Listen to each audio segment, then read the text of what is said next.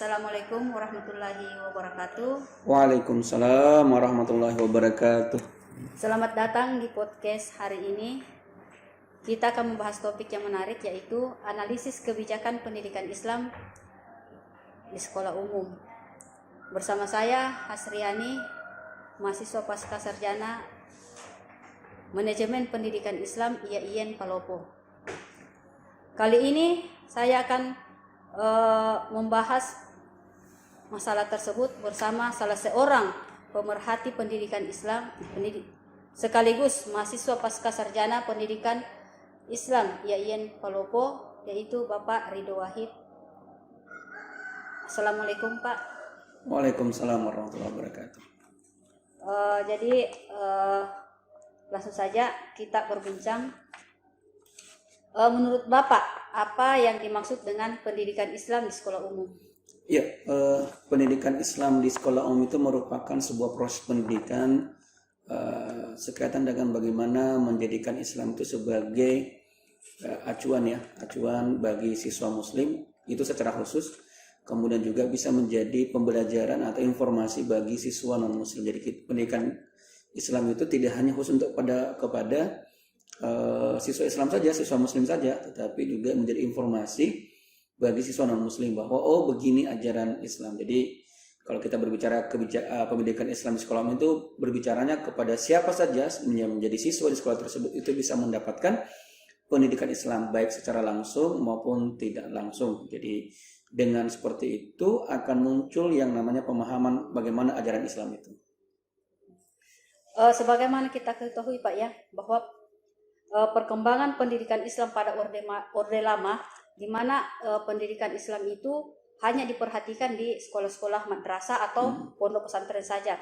Nah, menurut Bapak, bagaimanakah implementasi dari kebijakan pendidikan Islam yang ada di sekolah umum tersebut yang ada pada saat ini?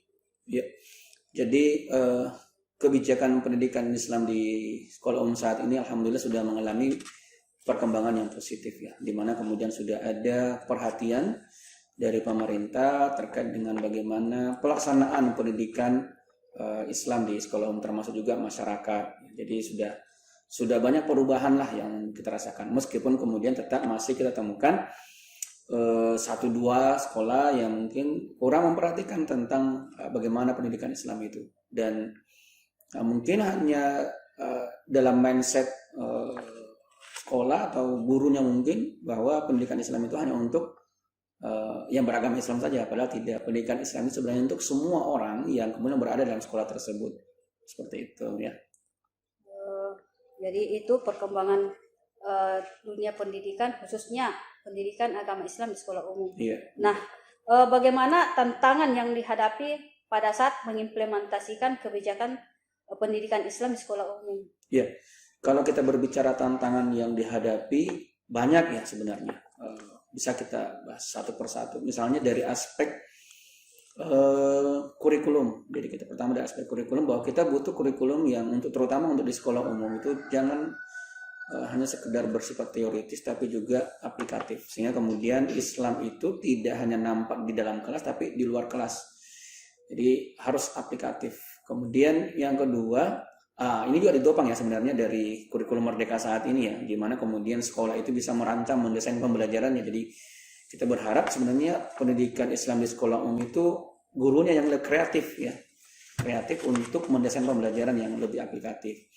Kemudian yang kedua adalah dari sisi guru, kualitas guru yang memberikan pembelajaran atau pendidikan Islam.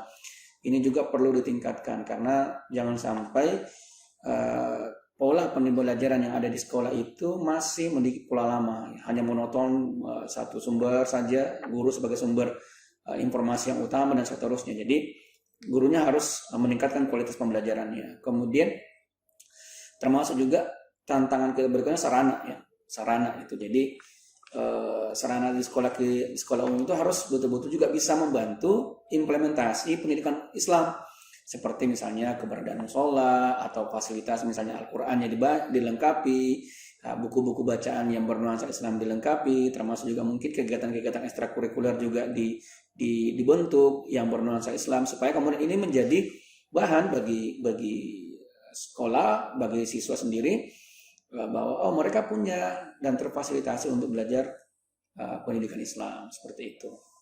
Jadi itu tadi adalah tantangan yang terkait bagaimana guru mengajar, kemudian sarana dan prasarana yang ada di sekolah tersebut, termasuk juga tadi disinggung masalah kurikulum yang berlaku di sekolah tersebut.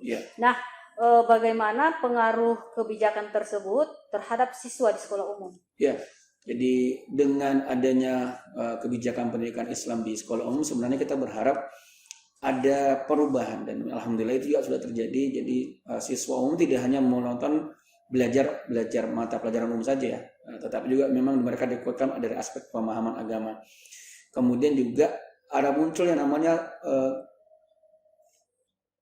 toleransi ya, muncul toleransi antar umat beragama dalamnya. Kenapa? Karena ketika siswa muslim belajar dengan baik ajaran Islam, dia akan mendapatkan bahwa betul-betul Islam ini ajaran rahmatan lil alamin, sehingga kemudian dengan agama lain pun juga mereka bisa menghargai perbedaan yang ada. Dia mengenali perbedaan dan muncul yang namanya toleransi di antara mereka. Begitu juga kemudian siswa non-muslim kepada siswa muslim. Siswa muslim seperti ini, belajarnya seperti ini, ibadahnya seperti ini. Sehingga kemudian itu akan mereka tahu ajaran Islam seperti ini. Jadi tidak mesti harus masuk Islam baru mau tahu tentang ajaran Islam ya. Dengan kebijakan seperti ini, siswa muslim itu akan kuat agamanya. Kemudian hubungan sosialnya dengan sesama manusia, termasuk juga terkhusus di lingkungan sekolah itu akan bagus dengan pendidikan Islam seperti itu.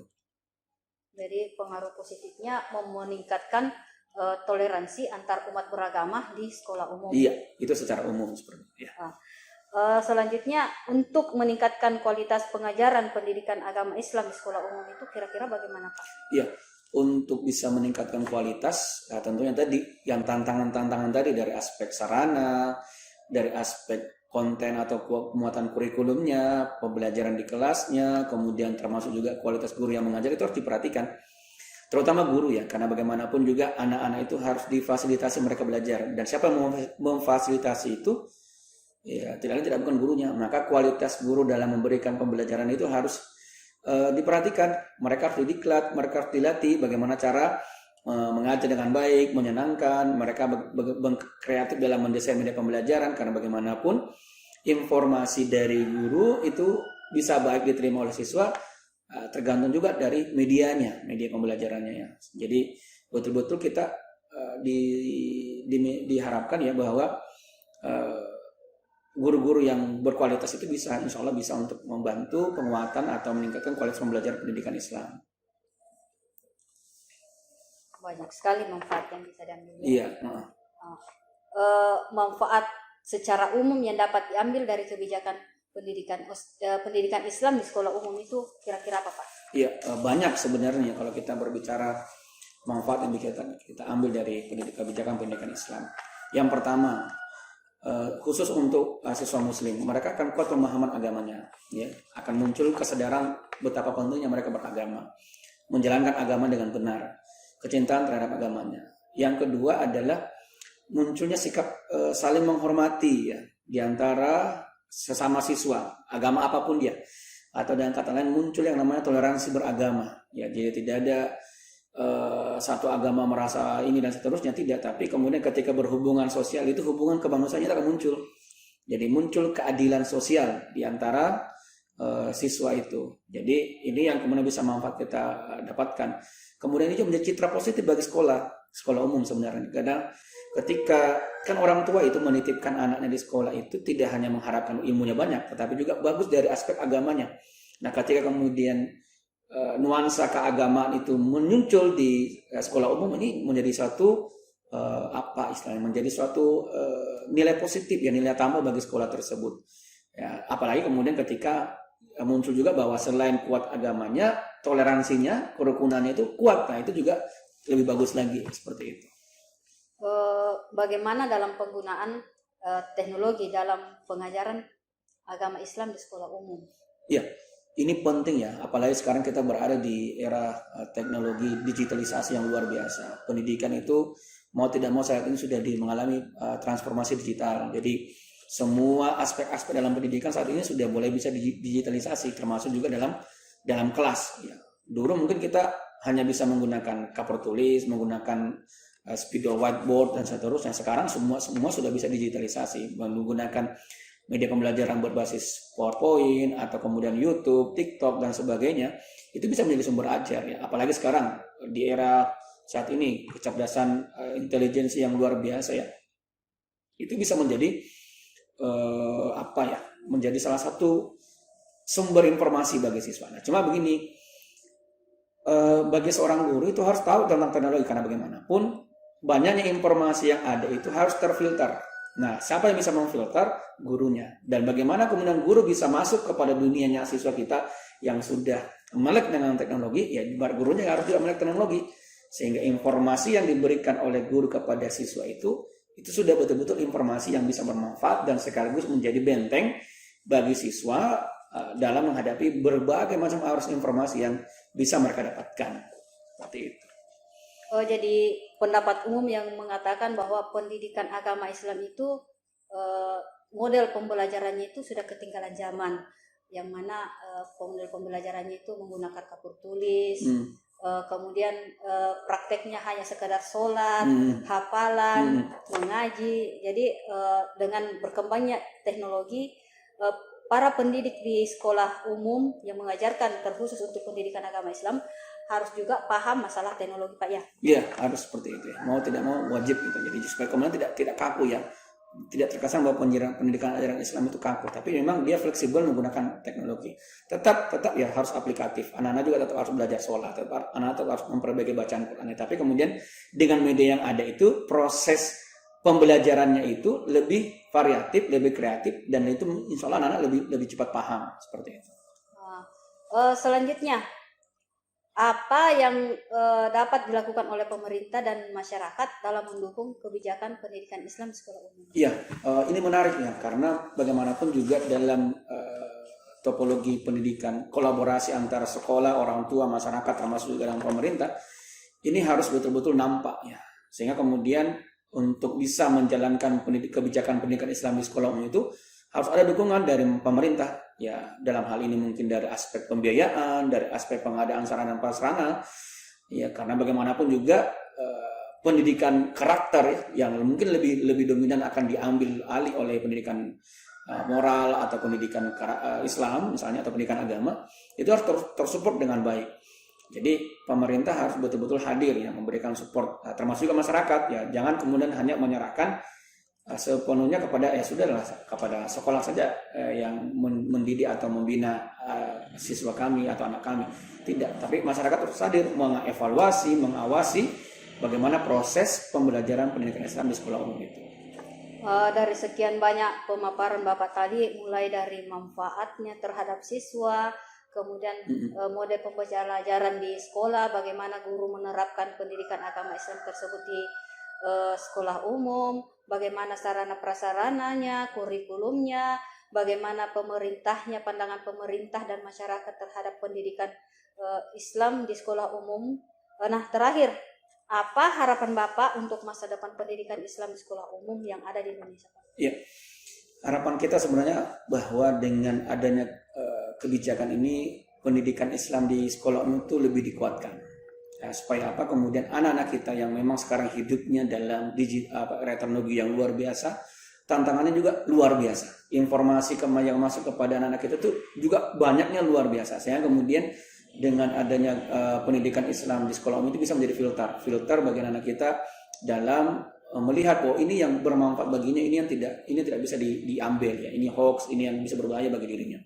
Yang kedua, dengan kebijakan pendidikan Islam di sekolah umum itu, anak-anak kita tuh lebih kuat hubungan sosialnya ya, tidak hanya hubungan kepada Allah yang bagus, tapi hubungan kepada sesama manusia itu lebih bagus. Jadi muncul toleransi ya, saya katakan tadi dari awal bahwa memang kita berharap ada toleransi beragama di dalam sekolah umum, sehingga kemudian nampak bahwa dengan mempelajari Islam itu justru menjadikan orang itu, oh iya, Islam itu rahmatan lil alamin. Islam itu menjadi sesuatu yang menebarkan kasih sayang bagi seluruh alam, termasuk juga dalam lingkungan sekolah. Jadi harapan kita ya, mudah-mudahan dengan kebijakan pemerintah ini terus ditingkatkan, disupport ya, diberikan dukungan supaya kemudian pendidikan Islam itu berjalan dengan baik dan lebih berkualitas lagi.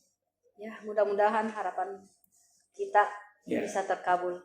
Terima kasih Pak Rido Widodo yang telah hadir sebagai pemerhati pendidikan yang telah berbagi pandangan dan pengalaman tentang kebijakan pendidikan Islam di sekolah umum. Iya. Ini sangat bermanfaat bagi pendengar kita. Sampai jumpa di podcast berikutnya. Assalamualaikum warahmatullahi wabarakatuh. Waalaikumsalam warahmatullahi wabarakatuh.